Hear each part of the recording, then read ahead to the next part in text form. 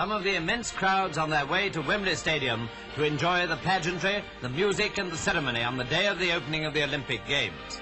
Mercifully, the English summer had arrived a couple of days earlier, and the weather was blazing hot for the start of the 14th modern Olympiad. This was the second time that London had welcomed athletes and their supporters for such an outstanding event in the world of sport. And the scene at Wembley was one that will long be remembered by all who were present. After tremendous cheering had greeted the arrival of the King, His Majesty went down to the arena, accompanied by Mr. Edstrom, President of the International Olympic Committee, and Lord Burleigh, Chairman of the Organising Committee. Members of both committees were presented. Then the march of the competing teams.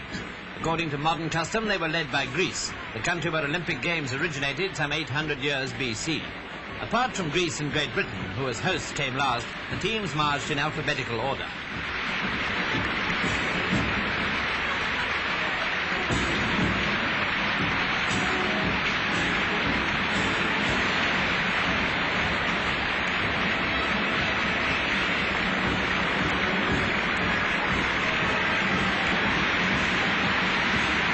There was a great welcome for Czechoslovakia. After all, true sport knows no political frontiers. But of course, every contingent, large or small, from Europe or distant climes, received a real ovation from the spectators, among whom were members of the royal family, royal guests from abroad, and many world-famous people.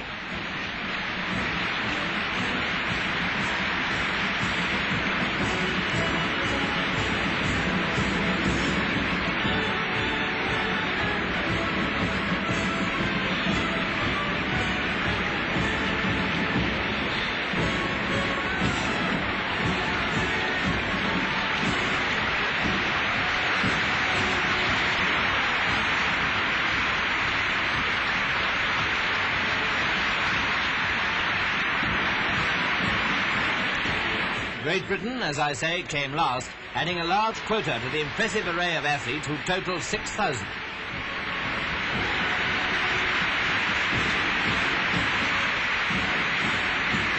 It was Lord Burleigh who invited the King to perform the opening. But it is our firm belief that you are kindling a torch, the light from which will travel to the uttermost corners of the earth. A torch of that ageless and heartfelt prayer of mankind throughout the world, for peace and goodwill amongst men. Your Majesty, I humbly ask you to declare the Olympic Games of 1948 open.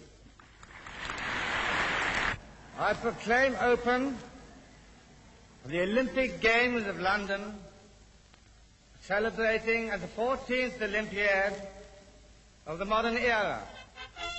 The release of 7,000 pigeons recalled the days in ancient Greece when their arrival in all parts of that country signaled that the games had begun and that there must be peace in the land.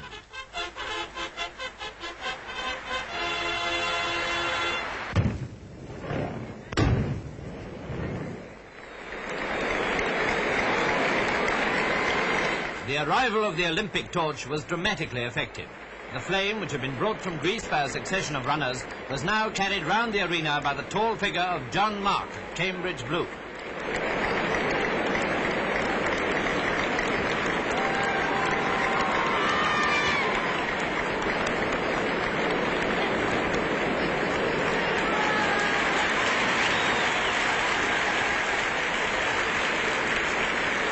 The bowl was kindled with the flame, which is to burn throughout the Olympics.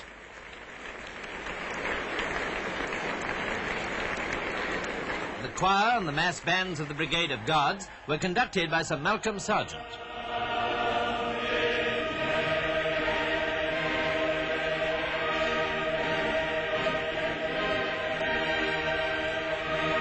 The Olympic oath was spoken on behalf of competitors by that brilliant veteran hurdler, Wing Commander Donald Finlay. We swear that we will take part in the Olympic Games in loyal competition, respecting the regulations which govern them, and desirous of participating in them in the true spirit of sportsmanship for the honor of our country and for the glory of sport.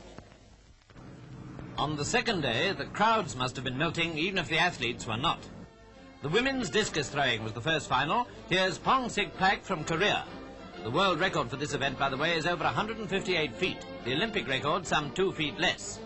This is a Polish competitor in action.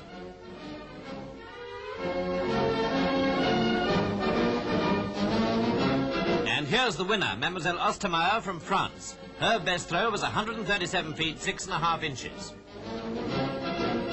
Spectators saw a thrilling heat in the second round of the men's 100 metres sprint.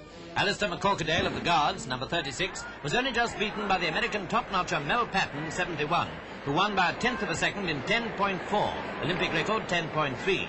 McCorquodale beat him in the final, finishing fourth. And now the final of the high jump. Alan Patterson, 4.13, the young British star, cleared 6 feet 3 inches, but failed after that. Gurnam Singh also failed to win a place.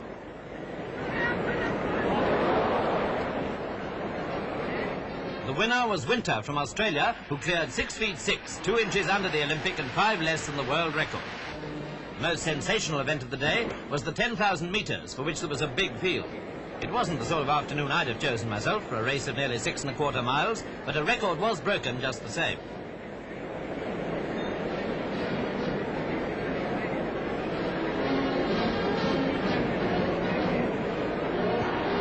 "25 laps had to be run. Here's Haino, 2.38, the famous Finnish athlete, passing Zatopek, 2.03, the Czech.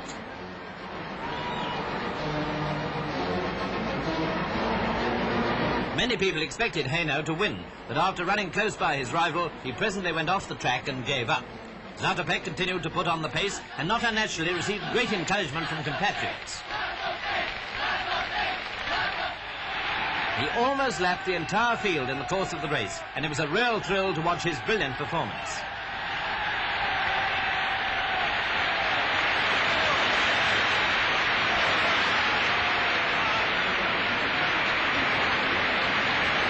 Finishing with a great burst of speed, Zatopek set the new Olympic time of 29 minutes 59.6 seconds against the previous record of 30 minutes 11.4 made at Los Angeles in 1932. A great achievement, especially when you remember what a scorching hot day it was.